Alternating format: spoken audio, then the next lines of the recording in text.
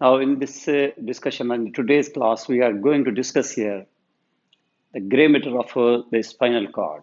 We'll be focusing on the gray matter of the spinal cord. Now, in the total, you see, in the entire central nervous system, there are three major things where you have to focus. Like in the spinal cord, being a part of the central nervous system, we have three things where we have to focus. Number one is this in the center, that is the cavity, that is called the space, you call it the central canal. Here you call it central canal, but in other parts of the central nervous system, it will change its name according to the shape, according to the function here. Sometimes in the midbrain, you will call it the cerebral aqueduct. In the pons and the medulla oblongata upper portion, you will call it the ventricle.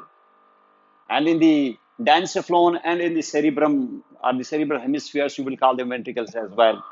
But it is actually the continuation and the modification of that same system, the ventricular system, that is called here the central canal. So one thing here is the central canal.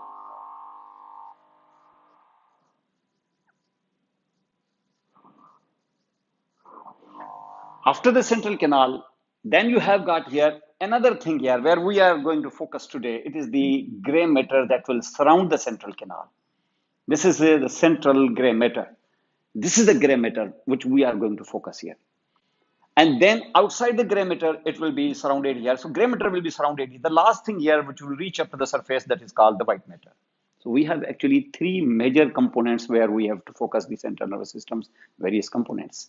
Central canal, the gray matter, which is actually our today's discussion, and then is the white matter, which we will discuss later.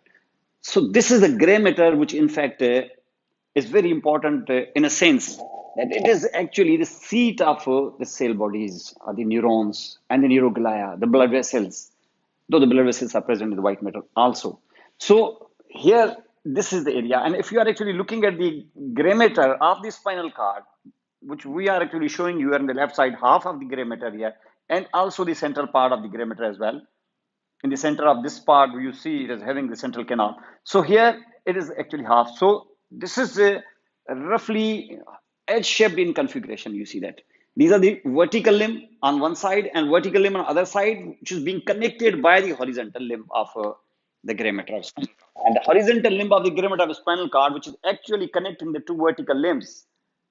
This horizontal limb is called the central gray commissure because it's connecting the two sides here. This is called the central gray commissure.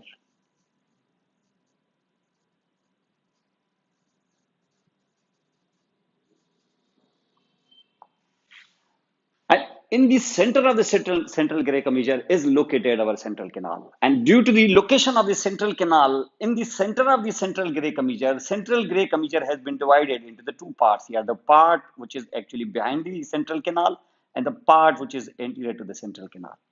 The part which is behind the central canal, this is called posterior gray commissure.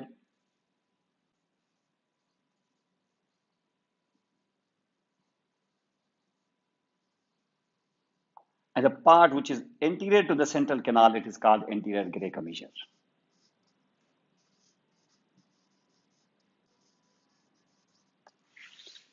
And then we actually see here the one side is on the left side. This is the vertical limb of the gray matter here. The vertical limb of the gray matter, if you will actually look at this here, anatomically, it is distinctly divided into the two horns, basically two horns. One horn that is actually projects here to the posterior side, that is called the posterior horn, and one horn which is actually projected here and is having a projection here towards the anterior side, that is called the anterior horn. So we have basically two horns. Posterior horn that is composed of the cell bodies which are arranged in form of discrete nuclei, discrete cell body collections for certain important specific functions here. Cell body collection for some specific important functions present within the central nervous system is called the nucleus. So because these are the cell bodies which are present in the posterior horn of the gray matter of spinal cord, these are almost all of them, they are sensory cell bodies, sensory neurons. So these will be called as the sensory nuclei.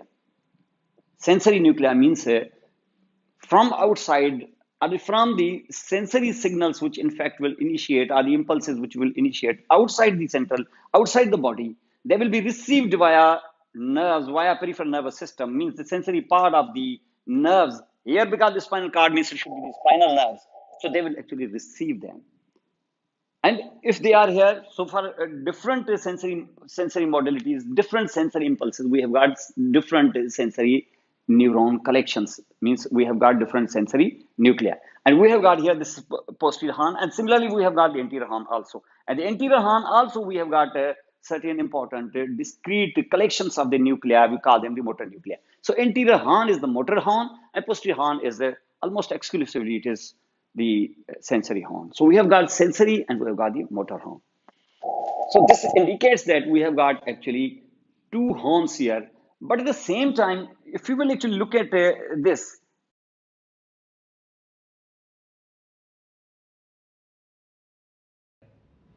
which contains some of the cell body from the motor horn and some of the nuclei from the sensory horn also. And here they accumulate and they will form here another horn, not in the entire length of the spinal cord, but at certain places such thing is also present. So a horn is created here also. That horn has actually taken the name of intermediolateral horn, or we call them the lateral horn also. Now the lateral horn itself is not is a separate thing, because we have got the two horns only. We have got sensory, I say posterior, and we have got the anterior horn. But this middle horn, that is called the intermediolateral or the lateral horn, in fact is present also, which is getting a contribution from the motor side as well as from the sensory side. Now in this horn, in fact, if you are looking at these horns, closer to the periphery or closer to the apices of the horns are the cell body collections, are the neurons, are the nuclei which will be somatic by origin. Somatic by, this is categorized, you can categorize them as these are the somatic neurons. You call them somatic neurons, we call them somatic motor neurons, and here they are actually closer here to the apices here, you will call them somatic sensory neurons, somatic afferent neurons, somatic efferent neurons. So here towards the apices, if you will see that here, in this area, usually you get here, you get the motor neurons, obviously, you call them the efferent neurons. But these efferent neurons will be somatic efferent neurons. At the same time, we have got here in the periphery, you have the neurons which are, okay, afferent neurons, but we have here somatic afferent neurons. So toward the apices, we have apices of the horns. Means somatic afferent neurons will be most posteriorly located, and somatic efferent neurons will be most anteriorly located. But here in the efferent neurons, closer to the lateral horn, there will be some neurons which will be actually efferent also, but they will occupy here the middle portion. That means they occupy here the lateral horn, they form the lateral horn. And these neurons collection will be actually called as the visceral efferent neurons. So that means from efferent neurons, mostly they are almost 3/4 of them will be actually somatic efferent. But you can say some of them will be the visceral efferent also. And the visceral efferent will not actually sit here over the apex of your motor horn, that is the anterior horn, but they will occupy here the lateral horn. Means they will be more posteriorly in relation to your somatic efferent. Means their somatic efferent brothers will be more towards the anterior side, and they will be more towards the posterior side. Means you say not as posterior as your sensory will be, but they will be occupying the middle portion. That is called. And similarly, in your sensory neurons, if you will actually need certain visceral afferent neurons, means you getting the sensory impulses from the visceral organs here, they will be received not by these neurons which are called the somatic afferent, but they will actually have a separate group of nucleus cell body collection here. And that cell body collection in relation to their somatic afferents will be more anteriorly placed, because they will sit here also. So this group of neuron will be actually called as somatic, I say visceral afferent neurons here. So we have got visceral efferent and visceral afferent. They are looking actually, and they are sitting side by side with each other in relation to their somatic afferents. Visceral afferent will be anteriorly placed, means they will occupy the lateral horn, and somatic efferent neurons, and here the visceral efferent neurons, in relation to their somatic efferent analogs, they will be more posteriorly placed. in such a way that these visceral efferent and visceral efferent and visceral efferent should look, actually, they should sit side by side with each other. So they are actually having, so in this whole area, we have obviously two horns here, but third horn is located, and the third horn will be actually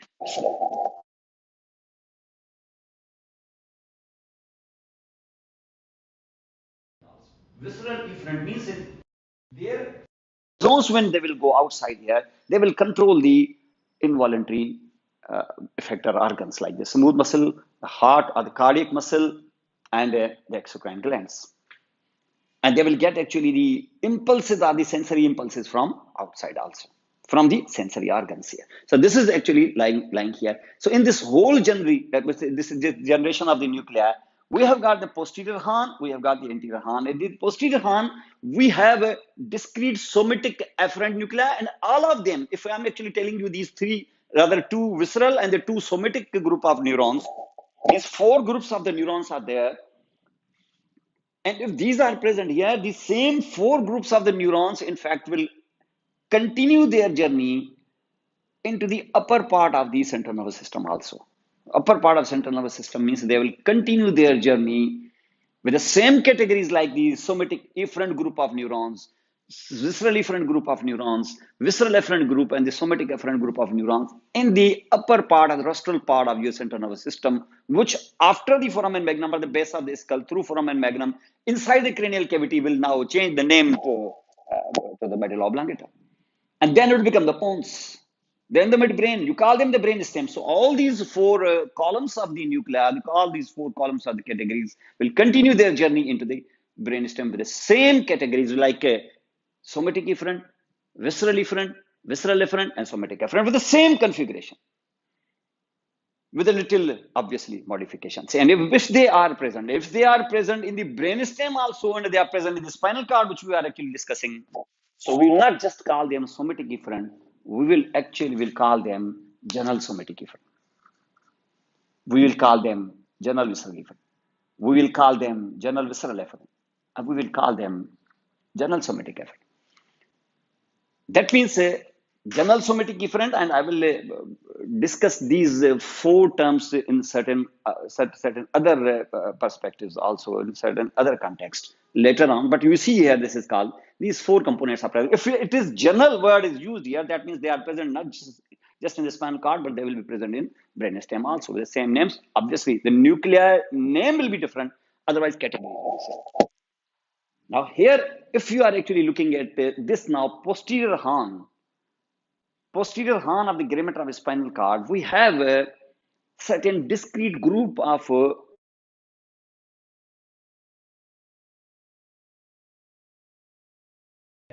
to the general somatic afferent category.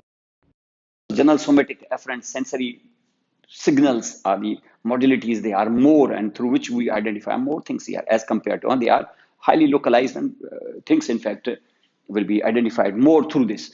Now, if, for example, you are looking at this, the first nucleus, which you actually be seeing here, is lying here, very close here to the apex of here. See, in the apex of the posterior horn of the gray matter of spinal cord, this is called substantia gelatinosa. Substantia gelatinosa means this is actually the nucleus that is called the substantia gelatinosa, a cell body collection. For certain reasons, or for certain functions here, it will actually be getting the neurons here, getting the sensory impulses from outside here. This is a separate group of collections lying here in the posterior horn of gray matter of spinal cord. And if, for example, any nucleus, if you are actually being informed about, you will have to ask yourself certain questions about that nucleus. Like, for example, what is the name of this nucleus? In any nucleus, you see that. Say, what is the category of this nucleus? Where it is located exactly? How much is the extent of this nucleus? Means, if, for example, we have got 31 segments of the spinal cord, whether this is actually lying at all the segments or it's lying at certain specific segments. This is the extent of the nucleus here. Where from its input is actually coming? Which sensory stimuli, from which area actually it is receiving? This is its afferent connections here. So it's called input, and where finally it will send its output, whatever the efferents actually will be. It is forming here. What it will form, where its axons will lead finally to. This is actually called here the efferent here. At least these six headings or the subheadings are the six questions you should ask from yourself in each of the nuclei. If you have got 100 nuclei to discuss here in an entire nervous system, six questions with similar six questions with different answers, obviously, you have to ask. Like, for example, the first nucleus, which I'm actually telling you here, it is a sensory nucleus. That is actually called, we say, efferent nuclei, if you, because we are actually discussing the posterior horn. This is efferent nuclei, and the efferent we have got here a general somatic efferent, and in this now you are discussing number one, that is called substantia gelatinosa. Gelatinous substance, gel like, can you say that, jelly like substance. This is nucleus number one. This is substantia gelatinosa. So its name is substantia gelatinosa. Its category is, you know that it is lying here in the posterior side here, closer to the periphery, or the closer to the apices of your horns, so it will be somatic. So it is a somatic, it is efferent, and because it is present in the brainstem also, where we will actually see them too. So we call them general visceral, general somatic efferent group of nucleus. Then location, you see at the apex of the posterior horn of the geometry spinal cord. We will discuss later on its lamina also. It's called the rexed lamina. But in the lying here, not exactly here the apex, but little below that. Means into the second lamina of the second rexed lamina, it is lying here, and not in the first. But you see it is second, closer to the apex also.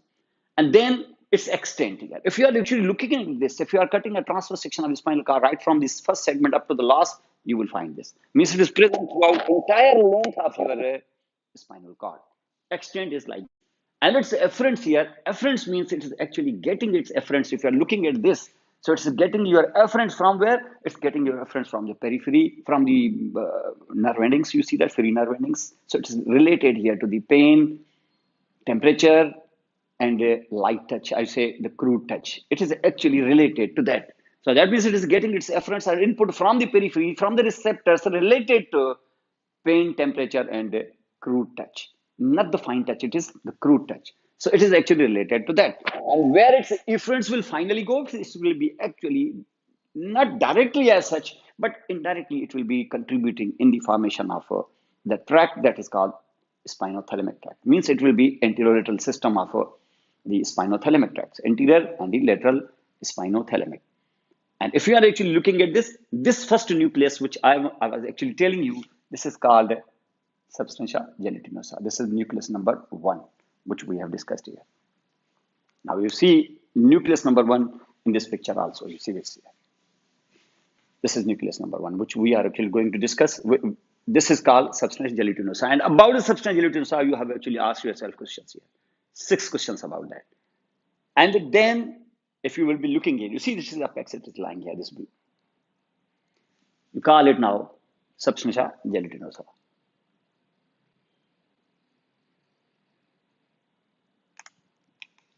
And if you're looking at another nucleus here, so if you look at this nucleus, which is in fact lying at the middle part of your posterior horn of the geometry spinal cord, which occupies almost, you see, large number of neurons, they belong to this nucleus here.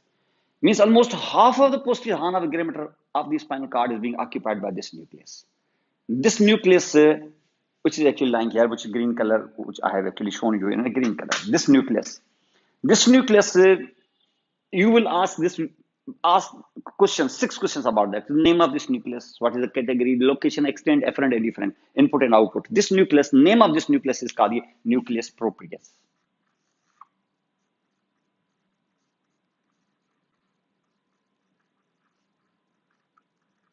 This is nucleus proprius. This is number 2 nucleus, which I'm actually showing you. This is called nucleus proprius. Name is nucleus proprius.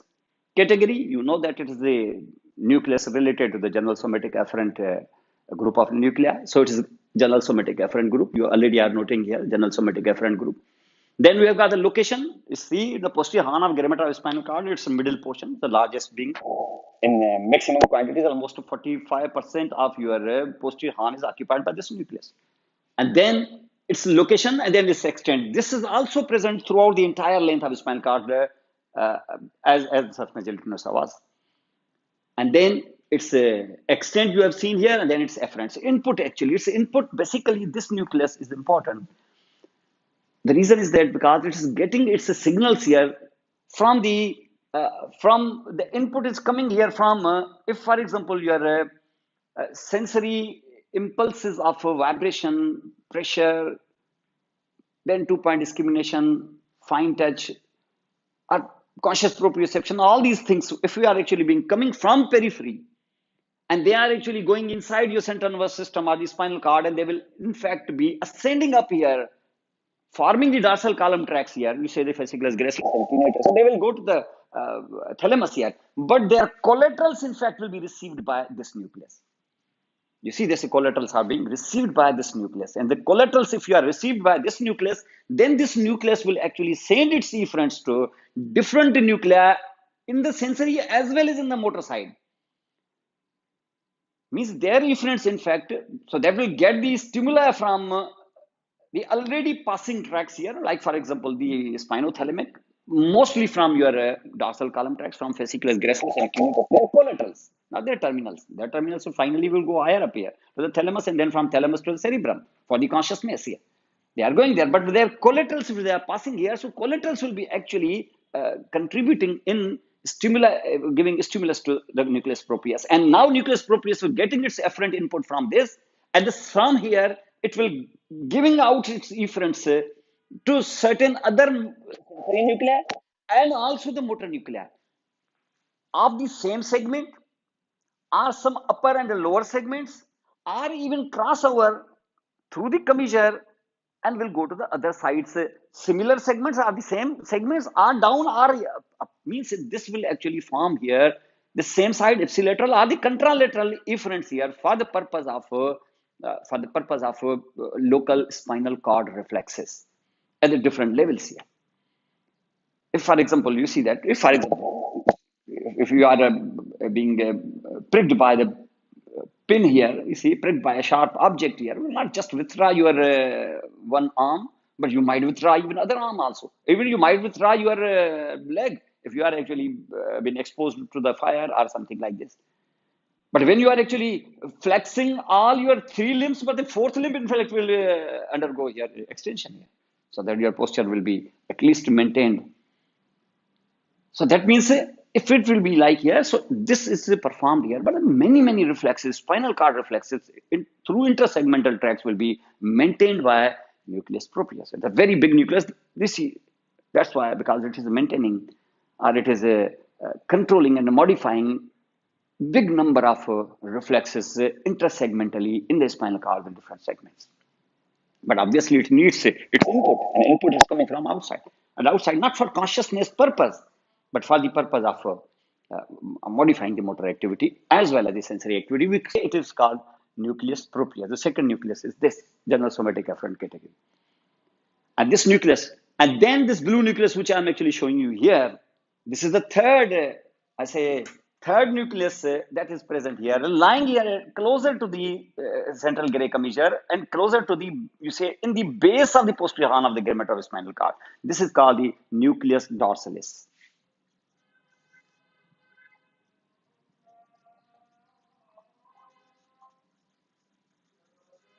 Nucleus dorsalis, or you can call it Clark's column.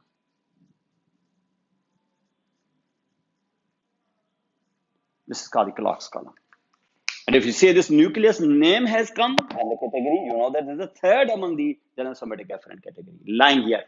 Category, general somatic efferent. Location, you see it's lying at the base of the posterior horn of the gray spinal cord, but the extent is not lying throughout the entire length here. This is in fact located here. If you remember your lateral horn, the sympathetic horn that is called the sympathetic outflow, is lying from T1 to L2. This nucleus dorsalis, is lying one segment up and one segment down. Means if it is T1, so it will start here from C8, and if it's L2, so it will end at L3. This is the level of your nucleus dorsalis. Means this nucleus dorsalis is actually present at this level. So extent is there, but where from it gets its efferents?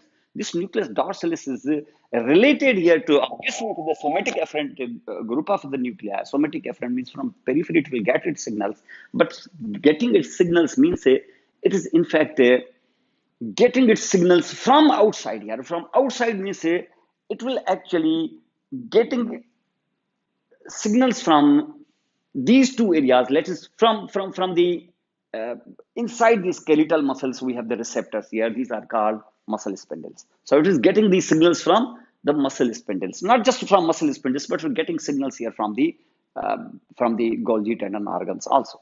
These are the receptors present within the tendons of your skeletal muscles. So it is getting the signals from here and also from the muscle spindles. And if it is getting there from muscle spindles, both type of muscle spindles fibers here, because muscle spindles they are composed of the intrafusal fibers, and two types of intrafusal fibers are there: nuclear bag fibers, nuclear chain fibers. So it is getting signals from both of them as well as from the Golgi tendon organs. So if it is getting from both of them, and it is sending these signals, and these signals will enter here through what? Through obviously spinal nerve, which root? Posterior root, and they are entering into the posterior horn of the spinal cord, where their specific nucleus is waiting for them, and this is the nucleus dorsalis. This is actually its input here, and this is its input, and if it's being received by this, then their efferent will go now. Efferent will go in such a way that will be see if we are actually looking at that, the efferents will go in such a way that some of the efferents in fact will go here to your motor neurons to in fact create and constitute your reflex arc, or some of them or most of them in fact will be ascending up to form the tracks here, ascending to form the tracks, and these ascend to form the tracks because they are in fact maintaining the tone and reflexes of, you see the tone of and the posture of these muscles here, the tone of the muscles and etc. That's why these in fact will ascend up and will reach up to the level of the cerebellum, and tracks will be generated here. You call them spinocerebellar tracks, anterior as well as posterior. That we'll discuss in the tracks. But you see that nucleus proprius, I say nucleus dorsalis, will send the tracks. I mean, this is in fact the spot or the site of origin of your spinocerebellar tract. Nucleus proprius was the site of not any ascending tracks here as such, but there will be intersegmental tracks within the spinal cord. And substance directly was connecting, or I say, site of anterior lateral system. And what about fasciculus gracilis and cuneatus? Fasciculus gracilis and cuneatus doesn't have a nucleus present in the spinal cord. It has the nucleus present higher up here, not in the spinal cord, but it will be present in the middle of the middle oblongata. And if you are actually looking at this, so this was your third nucleus, that is called the nucleus dorsalis present here. But all these were the three nuclei which are in fact present where? They are present here in your, I say, apical part, at the posterior part of the posterior horn of the spinal cord. But more interiorly, one more nucleus is lying, which is in fact not somatic but the visceral, but getting the signals from the viscera. And getting the signals from viscera means this is the third nucleus. I say this is the fourth nucleus. This is not general somatic efferent. This will be general visceral efferent nucleus. We say general visceral efferent. We call it visceral efferent nucleus also. When? And this is present where? This is present here. And we have already told you this black color, which I am actually showing you, general visceral efferent. This is basically is visceral efferent nucleus. And this visceral efferent nucleus, though it will also receive its input from the posterior horn of the gray matter of posterior root of the gray matter of spinal cord, but basically its signals come from the visceral organs here. This will be, for example, stomach. It will be coming from the stomach through the splanchnic nerve. But finally, it will have actually entry through the posterior horn of the gray matter of spinal cord. So cell body will be lying in the posterior, posterior root ganglion, and then it will enter into the visceral efferent nucleus.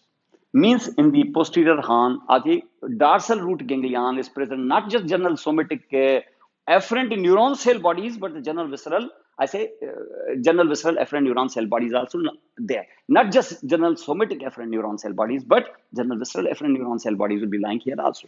The pain signals which will start here from your stomach will have their cell bodies present in the dorsal root ganglion, depending at which segment of the spinal cord it has to enter now. These are the four important sensory nuclei present in the posterior horn of the gray matter of spinal cord. Similarly, we have got here motor neurons also in the anterior horn that we'll be discussing. the next class.